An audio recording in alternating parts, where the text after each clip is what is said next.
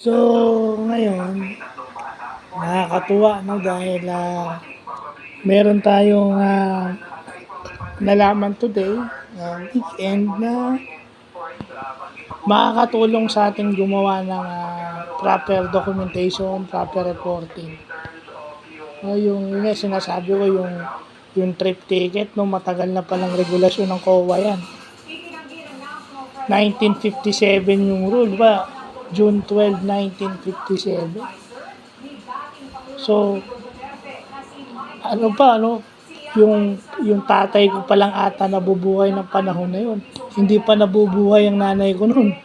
Siguro, isa pa lang sa mga tita ko, siguro 3 o 4 pa lang sa mga tita ko ang nabubuhay during that time nung na-enact yung batas na yun o yung circular na yun. June 12, 1957. So, wala pa yung mama ko. Yung papa ko is just 2 years old. Yung tita ko, yung kapatid ni mama is about 6 months old. Diba? And then sa father side siguro, 2 pa lang sa tita ko yung buhay. So, ganun na katagal yun. Yung rule na yun na yung government vehicles is only for official use. And dapat yung per 5 yung per 5 meaning sa trip ticket is magre-request ka for travel 5 days before the date of the actual travel.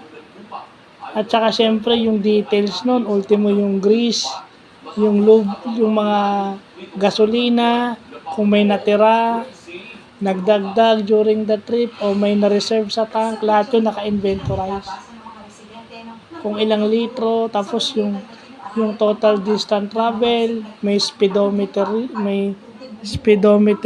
reading, di ba, yung mga ganong ano. Pero ang pinaka-importante ron, yung time of arrival, time of departure, tsaka time of arrival. So, yun yung mga natutunan natin na pwede makatulong sa atin na gumawa ng proper report. Siguro i-google na lang natin yung information para mas maging accurate. So, yun yung mga natutunan ko Sunday na Sunday, pero may natutunan ako.